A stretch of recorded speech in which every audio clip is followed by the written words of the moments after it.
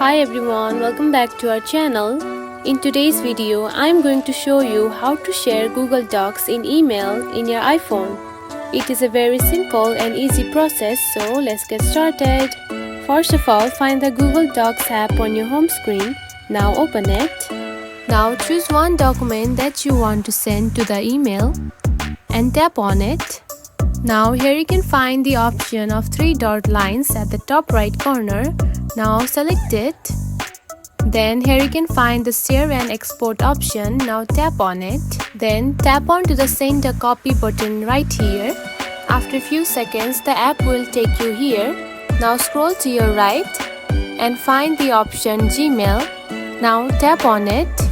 Now tap the email name of the person and simply select it. Then tap on to the send button right here. Now the sending process of email is started, and after a few minutes it will be sent to that email. And that's it. This is how you can share your Google Docs in email. If you found this video helpful, don't forget to like and subscribe for more tips. Thanks for watching.